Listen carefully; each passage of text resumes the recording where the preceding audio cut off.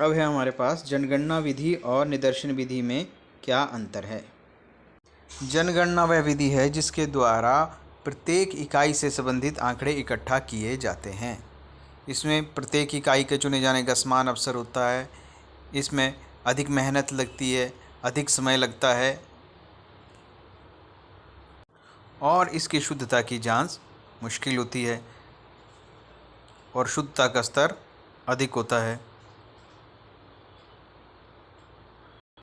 फिर आता है हमारे पास सैम्पलिंग विधि, जिसे आदर्श विधि कहते हैं। इसमें एक छोटे से समूह से संबंधित आंकड़े इकट्ठे किए जाते हैं जो सभी का प्रतिनिधित्व करें। इसमें शुद्धता का स्तर कम होता है, समय कम खर्च होता है, कम धन लगता है और इनके तथ्यों की जांच आसानी से की जा सकती है।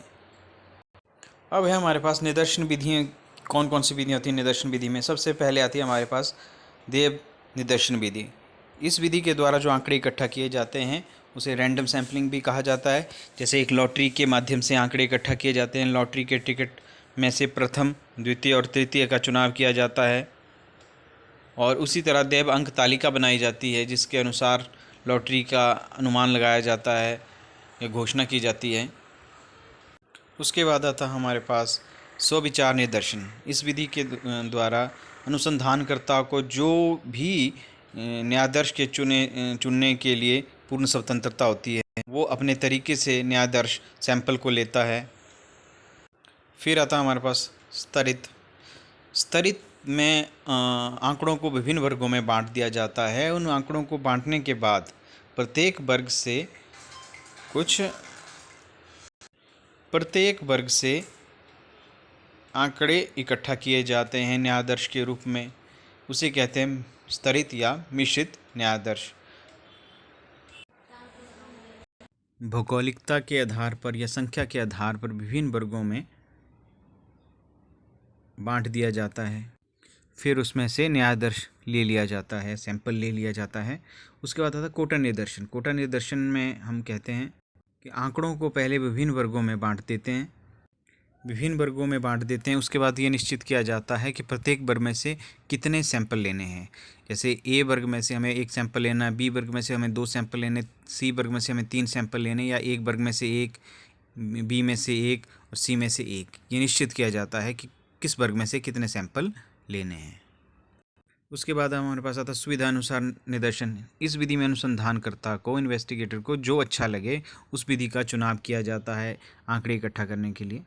प्रश्न आता है अंक सांख्यिकी अनुसंधान की कौन कौन सी विधियाँ हैं। सांख्यिकी अनुसंधान की हमारे पास 2 विधियाँ हैं। एक है जनगणना विधि और निदर्शन विधि, सेंसस मेथड और सैंपल मेथड। अब है हमारे पास प्रश्न बनता है सांख्यिकी समग्र किसे कहते हैं, आंकड़े किसे कहते हैं। किसी भी सांख्यिकी विषय से संबंधित सभी मदों के समूहों को समग्र कहा जाता है। कोई भी सांख्यिकी से संबंधित मदों के बारे में सूचना प्रदान करता हो उस समूहों को समग्र।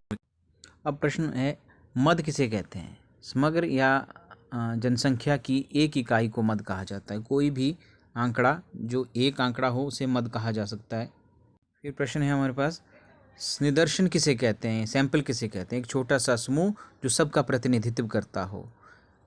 एक छोटा सा समूह जो सबका प्रतिनिधित्व करता हो। जिस तरह से हम बाज़ार में जाते हैं चावल खरीदने के लिए, तो चावल की बोरी में से हम कुछ चावल निकालते हैं, तो वो एक सैंपल है। सैंपल विधि का एग्जाम्पल है कि उस बोरी में रखे गए चावल उसी गुणवत्ता के हैं। सांख्यिकी अनुसंधान की कौन कौन सी विधियाँ आती है। जनगणना विधि, निदर्शन विधि, इसके बारे में हमने पहले भी डिस्कस किया था। अब देव निदर्शन किस तरह से निकाला जाता है, तो सैंपल किस तरह से लिए जाते हैं। एक तो होता है हमारे पास देव अंक तालिका के द्वारा, दूसरी लॉटरी विधि के द्वारा सैंपल लिया जाता है। फिर है हमारे पास जनगणना विधि क्या है, जिसमें प्रत्येक इकाई से संबंधित आंकड़े इकट्ठा किए जाते हैं। निदर्शन विधि जिसमें एक छोटे से समूह से संबंधित आंकड़े इकट्ठा किए जाते हैं जो सभी का पूरे समग्र का प्रतिनिधित्व करते हों। फिर है हमारे पास निदर्शन विधि क्या है, स्वविचार निदर्शन क्या विधि क्या है। इसमें अनुसंधानकर्ता अपनी इच्छा के अनुसार न्यायाधीश का चुनाव करता है जो उसकी समझ में ऐसा लगता है कि वो उन सभी आंकड़ों का प्रतिनिधित्व कर रहे हैं। फिर स्तरित और मिश्रित निदर्शन विधि जिसमें आंकड़ों को विभिन्न वर्गों में बांट दिया जाता है। फिर सैंपल विधि के द्वारा, चाहे वो लॉटरी विधि हो या फिर देव अंक तालिका हो, उसके अनुसार न्यायादर्श लिए जाते हैं विभिन्न वर्गों में बांटने के बाद।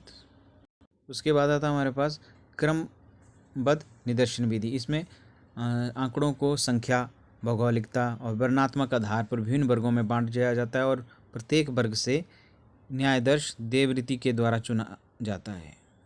फिर आता है हमारे पास सुविधा अनुसार निदर्शन क्या है। इसमें अनुसंधानकर्ता को जो भी अच्छा लगे, सही लगे, उस विधि का चुनाव करके आंकड़े इकट्ठा किए जाते हैं। कोटा निदर्शन विधि में क्या किया जाता है? कोटा निदर्शन विधि में आंकड़ों को विभिन्न वर्गों में बांट दिया जाता है और प्रत्येक वर्ग में से एक सैंपल लिया जाता है, न्यायाधीश लिया जाता है। तो ये था हमारा चैप्टर, ये ख़त्म हो गया।